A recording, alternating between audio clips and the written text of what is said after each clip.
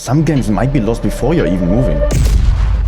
When a battle is starting, you should already know where to go and where the game will be decided. And here's how. Welcome guys, this is dono. Let's jump straight into it. As you probably know, each map has different kinds of spawns. On some spawns the medium tanks are usually spawning, and on others the heavy tanks are spawning. The TDs or the tank destroyers do spawn literally everywhere, but those are not too important for what we are going to talk about today. So step 1. Identify the line. At this point, right when getting into the game, I want to know, is it a heavy lineup or a medium lineup? This means a medium lineup has usually like 2 heavies or even less, and they are much more likely to all go for the medium side with the whole team. And if it is a heavy lineup having 3 heavies or more, then I can assume that they are more likely to be splitted, that they are having tanks on every side of the map if they are not going to be all on the heavy side. Knowing about this, I can already expect at the start what I have to be worried about, because if I see the enemies having a medium lineup, then I don't want to spend an eternity on the heavy side flanking around the map or just standing around there not doing anything. If the enemies have a medium lineup, then I already often just go towards the middle to support my mediums, or if my mediums are coming over to the heavy side as well, then I want to stay far away from the medium side to not get shot into my back or side, and still try to find some campers that I can clear. Step 2. Count. I mostly count the medium tanks only, because it is often about the medium tanks.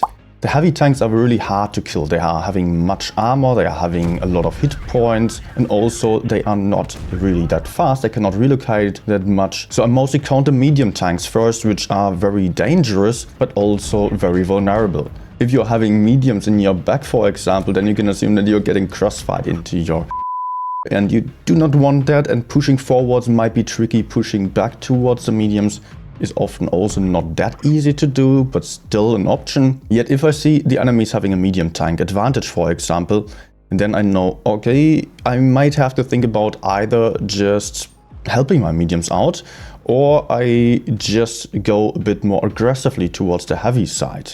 But for that I will also have to look at how many enemy heavies are there actually. Can I maybe just go for some push already? So you can see the amount of heavy tanks and medium tanks tells you how aggressive you can be, or if you're having a disadvantage, maybe you have to be a lot more passive and you can still just kind of camp it out, let the enemies run into you, and with a backup of some tank destroyers behind you, you might still be able to win some flank even without a tank advantage. Now we're getting to step 3, which is basically the last step that I'm taking, but also the most complicated.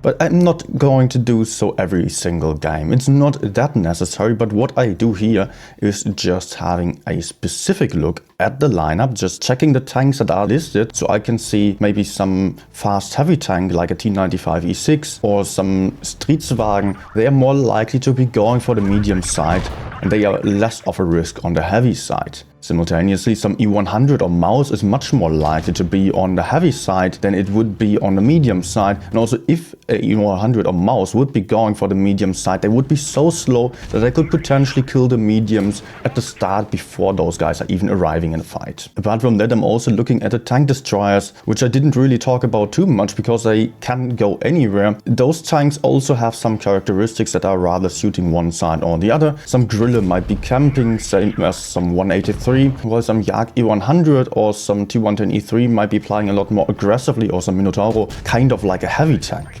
Also, I want to see here what kind of tank is going to face me. If I'm on a medium tank, I want to know what kind of medium is going to look at me. Is it some weakly armored medium tank that's maybe even on a lower tier, or is it just something very, very dangerous that I have to be very worried about to adjust my position accordingly?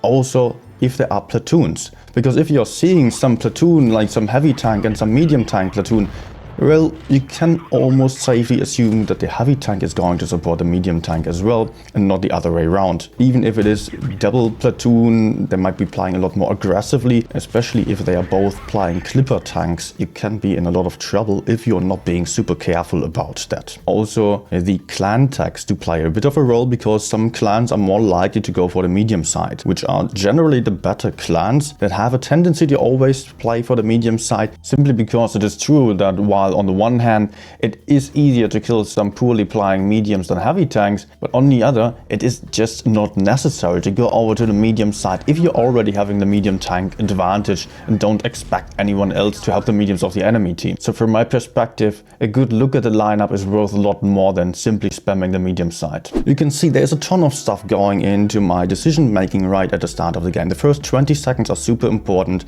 of seeing where the enemies are going to be more likely, what kind of tanks they are playing, where I do have an advantage or disadvantage. And if you are getting to a more experienced level, you can be much better at predicting the enemy's positions based on specific tanks as well, since you know what kind of position suits certain tanks. And while most people are generally just going forwards from whatever spawn they are on, you always have to assume that people don't do so and that they are having something very weird in mind, and like mediums going heavy side, heavies going medium side, whatever.